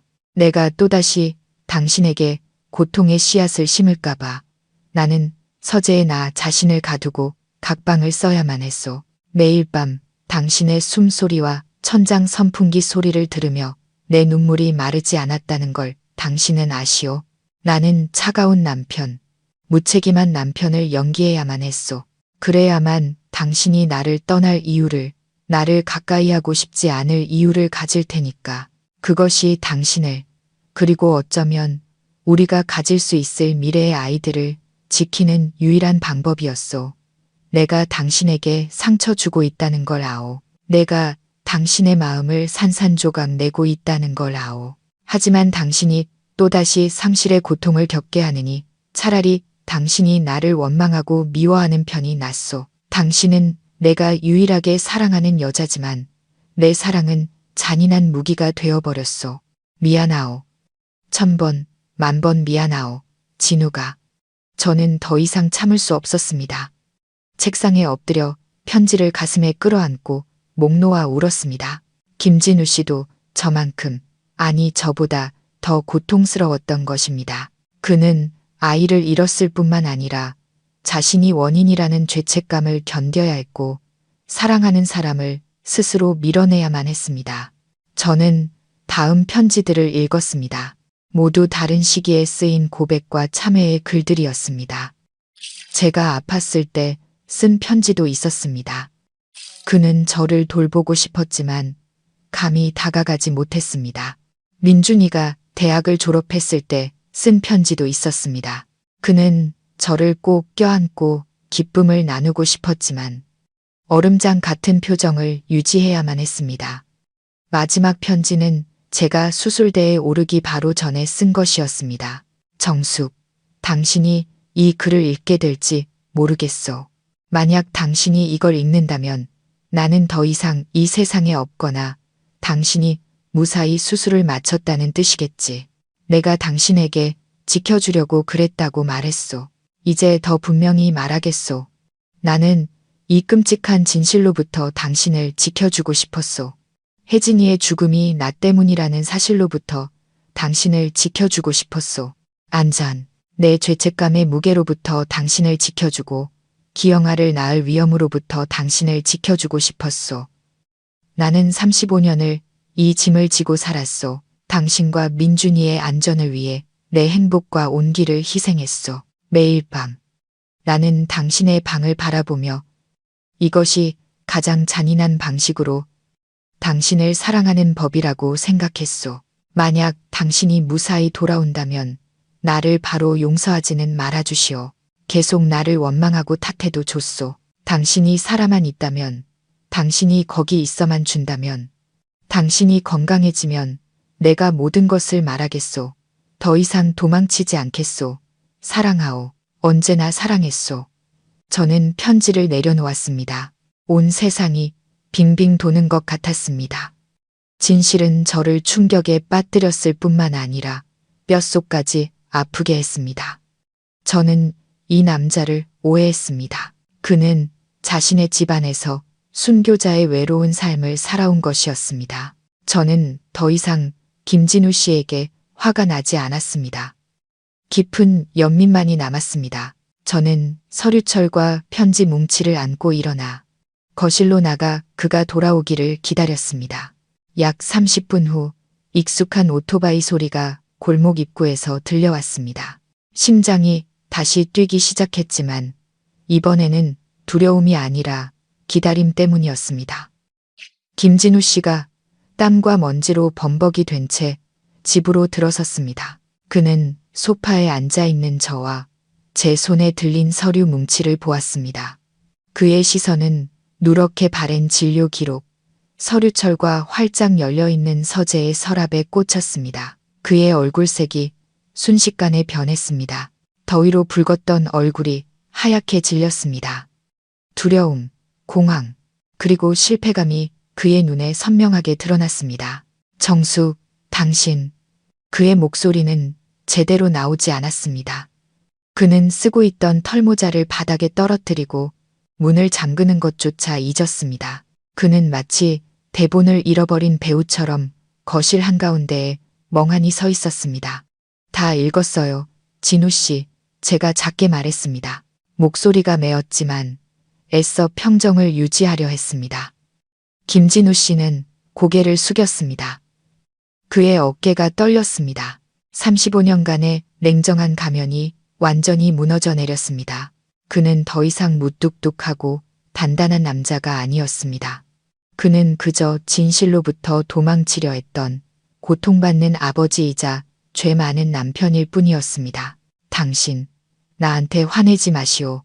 말하고 싶었지만 감히 그럴 수가 없었소. 당신이 감당하지 못할까봐. 그가 갈라진 목소리로 말했습니다. 저는 일어나 그에게 다가갔습니다.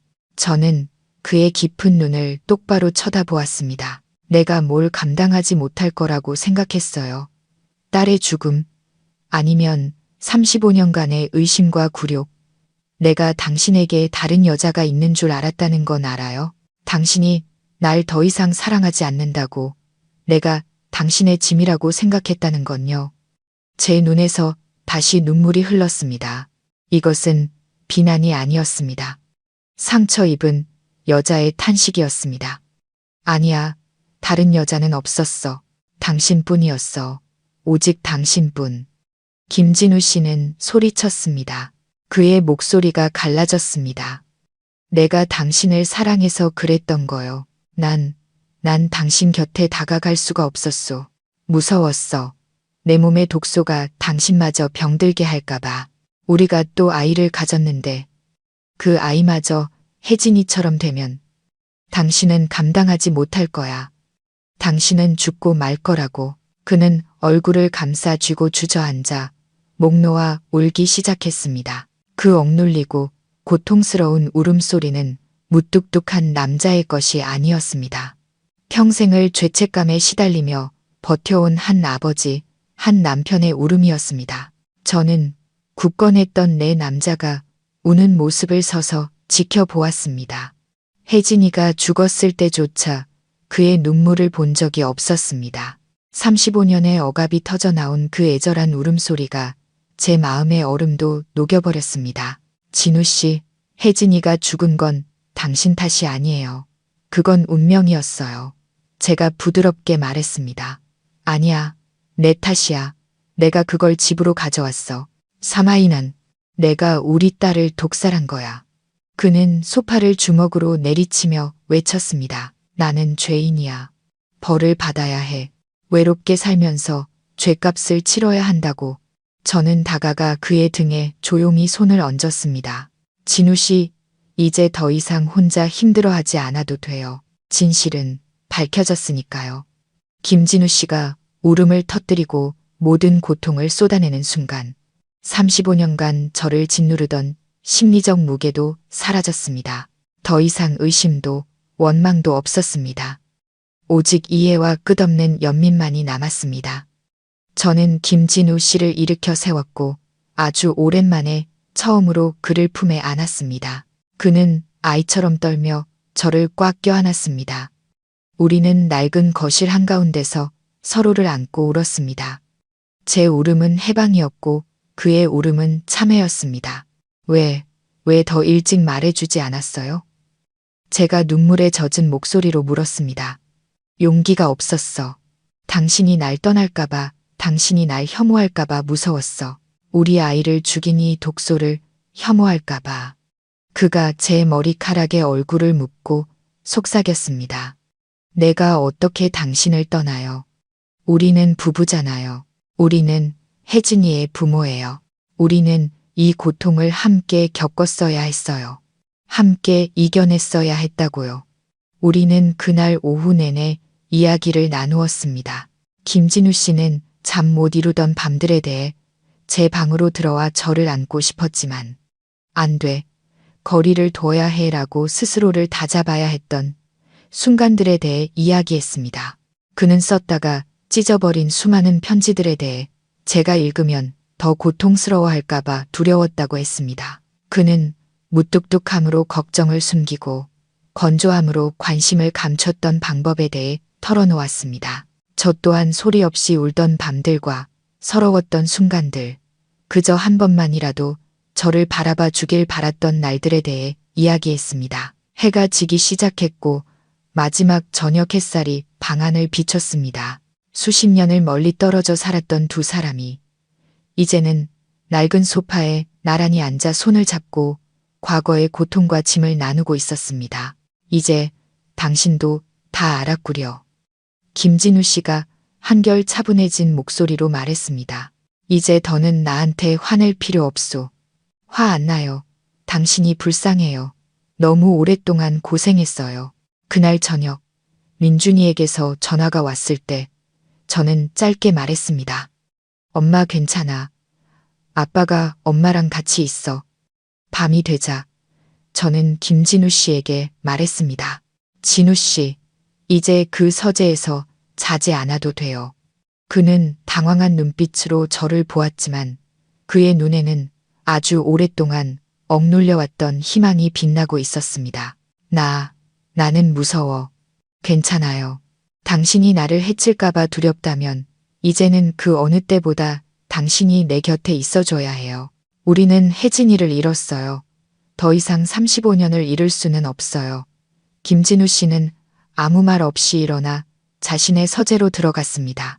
저는 그가 또다시 문을 잠글 거라고 생각했습니다. 하지만 그는 베개나 이불이 아닌 혜진이의 진료 기록 서류철과 쓰다만 편지들, 그리고 흑백 사진을 들고 나왔습니다. 그는 그것들을 제 침대 머리맡 탁자에 올려놓았습니다. 그러고는 저를 돌아보며 그 어느 때보다 따뜻한 눈빛으로 작게 말했습니다. 나 여기서 자도 되겠소? 저는 미소 지었습니다. 네, 그날 밤 35년 만에 저는 다시 김진우 씨와 한 침대에서 잠이 들었습니다. 육체적인 친밀함은 없었지만 해방된 두 영혼이 나란히 누워 서로의 숨소리를 듣고 온기와 고통을 나누었습니다. 비밀은 밝혀졌고 짐은 나눠졌으며 반평생의 침묵은 끝났습니다. 저는 잠에서 깨어났습니다. 가장 먼저 느낀 것은 낡은 이불이 아닌 옆에서 들려오는 규칙적이고 느린 숨결에 익숙한 온기였습니다. 눈을 뜨자 서울의 첫 아침 햇살이 창문 틈으로 스며들어 벽에 옅은 금빛 줄무늬를 그리고 있었습니다. 제 옆에는 김진우 씨가 아직 자고 있었습니다. 잠든 그의 얼굴에는 더 이상 평소의 긴장감이나 무뚝뚝함이 없었습니다.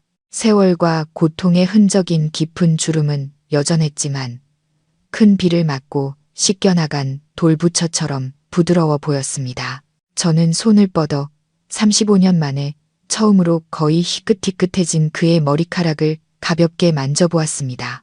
그의 머리카락은 거칠었지만 제 손끝에서는 생명과 평온이 느껴졌습니다. 김진우 씨가 움찔하며 잠에서 깼습니다.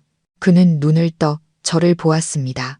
첫 순간에는 당혹감과 어색함이 스쳤지만 이내 사라지고 다정하고 애틋한 눈빛이 그 자리를 채웠습니다. 제가 반평생을 갈망했던 바로 그 눈빛이었습니다. 잘 잤소? 그가 잠긴 목소리로 작게 물었습니다. 아주 따뜻했습니다. 아주 잘 잤어요. 저는 미소 지으며 대답했습니다. 당신은요? 나도 잘 잤소. 그는 머뭇거리다 제 손을 잡았습니다. 여전히 거칠고 투박한 손이었지만 제게 새로운 생명의 에너지를 전해주는 듯 했습니다. 우리는 아무 말 없이 누워 베란다 밖의 새소리와 서로의 심장 박동 소리를 들었습니다. 행복은 위대한 무언가가 아니라 바로 이 소박한 존재감이라는 것을 깨달았습니다. 진우 씨, 제가 침묵을 깨며 말했습니다. 우리 이 일을 민준이한테 더 이상 숨길 수는 없어요. 알고 있소. 그가 낮은 목소리로 대답했습니다. 내가 얘기하겠소. 아니요. 우리가 함께 말해요. 이건 우리 가족의 비밀이니까요. 씻고 난 후 김진우 씨는 여느 때처럼 녹차를 끓였지만 이번에는 찻잔 2개를 거실로 가져와 나란히 놓았습니다. 그는 서재로 들어가지 않고 제 옆에 앉았습니다. 우리는 민준이에게 전화했습니다. 아들은 걱정스러운 얼굴로 허둥지둥 달려왔습니다. 무슨 일이에요? 어머니, 이제 막 퇴원하셨는데. 우리는 민준이를 앉혔습니다. 제가 김진우 씨를 보자. 그는 고개를 끄덕이며 제게 말하라는 신호를 보냈습니다. 저는 이야기하기 시작했습니다. 누렇게 바른 진료 기록 서류철에 대해, 의사의 권고에 대해, 화학 독소와 지난 35년간의 김진우 씨의 침묵 어린 희생에 대해 말했습니다. 김진우 씨는 옆에서 고개를 숙인 채 주먹을 꽉 쥐고 있었습니다. 이야기를 다 들은 민준이는 아무 말도 하지 못했습니다. 그의 얼굴은 놀라움에서 충격으로 변했고 이내 눈시울이 붉어졌습니다. 민준이는 일어났습니다. 원망하거나 자리를 뜨기 위해서가 아니라 김진우 씨를 껴안기 위해서였습니다. 아버지, 왜 이걸 혼자 다 짊어지고 사셨어요? 왜 그렇게 고생하셨어요? 민준이는 목맨 소리로 말했습니다. 김진우 씨는 아들을 꽉 껴안았습니다. 이번에도 그의 눈에서 눈물이 흘렀습니다. 그것은 해방과 참회의 마지막 눈물이었습니다. 미안하다, 아들아. 아버지는 그냥 내 어머니와 너를 지키고 싶었다. 더 이상 너희들을 해치고 싶지 않았어. 그가 속삭였습니다. 우리 셋은 낡은 거실 한가운데서 서로를 껴안았습니다. 우리의 상처는 아물기 시작했습니다. 부부 관계뿐만 아니라 부자 관계도 치유되었습니다. 민준이는 아버지의 무뚝뚝함이 무관심이 아니라 사랑으로 쌓아올린 보호막이었다는 것을 이해했습니다. 35년간 묻혀있던 비밀이 드러나자 우리 가족은 평화를 찾았습니다. 과거를 잊어서가 아니라 진실과 사랑으로 과거와 마주했기 때문입니다. 그날 이후 우리의 삶은 미묘하게 변했습니다. 김진우 씨는 여전히 말이 적은 사람이었지만 무뚝뚝함은 차분함으로 바뀌었습니다. 그는 여전히 서재에 들어갔지만 문은 더 이상 잠겨 있지 않았고 제게 필요한 것이 없는지 묻기 위해 더 자주 드나들었습니다. 그는 제게 더 많이 말을 걸기 시작했습니다. 거창한 대화가 아니라 오늘 날씨가 어떤지, 시장 물가가 어떤지, 혹은 외손자가 받아쓰기에서 100점을 맞았다는 사소한 이야기들이었습니다. 우리는 함께 차를 마시고 뉴스를 보았습니다. 제가 반평생을 놓쳐버린 이 소박한 기쁨들이 다시 돌아왔습니다. 화해는 기적이 아니라 과정이었습니다. 어느 날 아침 제가 김진우 씨에게 말했습니다. 여보, 당신이 해줬으면 하는 일이 있어요. 무슨 일이요? 그가 걱정스러운 눈빛으로 물었습니다. 그 방 창문 좀 다 열어주고 그 편지들도 다 태워줘요. 김진우 씨의 서재는 더 이상 필요 없었습니다. 그곳은 비밀을 묻고 그가 스스로를 가두었던 장소였습니다. 김진우 씨는 반대하지 않았습니다. 그는 제 뜻을 이해했습니다. 그는 방으로 들어가 모든 창문을 활짝 열어 아침 햇살이 쏟아져 들어오게 했습니다. 그리고는 쓰다만 편지 뭉치와 진료 기록 서류처를 모두 태웠습니다. 불꽃이 타닥거리며 피어오르는 연기는 35년의 고통과 참회, 그리고 외로움을 싣고 날아갔습니다. 우리는 손을 잡고 서서 과거가 허공으로 사라지는 것을 지켜보았습니다. 이제 당신이 이걸 가질 필요는 없겠지. 그가 행운목 화분에서 꺼냈던 서랍 열쇠를 제게 건네며 말했습니다. 저는 미소 지으며 고개를 저었습니다. 나도 필요 없어요. 비밀은 이제 없으니까. 이 문은 이제 항상 열려 있을 거예요. 일주일 후 김진우 씨는 저를 데리고 병원에 갔습니다. 의사는 제 심장 건강이 눈에 띄게 좋아졌다고 했고 편안해진 마음 덕분일 거라고 했습니다. 집으로 돌아오는 길, 저는 우리가 처음 데이트했던 종로의 한 낡은 아이스크림 가게를 보았습니다. 진우 씨, 제가 작게 말했습니다. 우리 저기 들어가서 아이스크림 하나 먹고 갈까요? 그는 잠시 머뭇거리더니 이내 환하게 웃었습니다. 35년 동안 단 한 번도 보지 못했던 진심에서 우러나온 밝은 미소였습니다. 좋지. 우리도 옛날 생각 좀 해볼까? 우리는 낡은 아이스크림 가게로 들어갔습니다. 모든 것이 예전 그대로였습니다. 우리는 아이스크림을 하나씩 시켜 나란히 앉아 거리를 내다보았습니다. 저는 이 자리에서 한 지붕, 한 가족을 꿈꾸던 젊은 시절의 우리 모습을 보았습니다. 정수가, 김진우 씨가 사랑 가득한 목소리로 말했습니다. 내가 약속했지. 남은 인생 내가 당신한테 다 갚겠다고. 이제 더 이상 무뚝뚝하게 굴지도 도망치지도 않을 거요. 나도 약속할게요. 이제 더 이상 당신을 의심하지 않을게요. 당신을 믿을게요. 그것은 늦은 약속이었지만 제 인생에서 가장 소중한 약속이었습니다. 우리의 사랑은 낭만적인 동화가 아니라 인내와 희생, 그리고 이해에 관한 이야기였습니다. 천국을 찾기 위해 지옥을 거쳐야만 했습니다. 세월은 흘러갔습니다. 저와 김진우 씨는 평온하고 따뜻하게 남은 날들을 보냈습니다.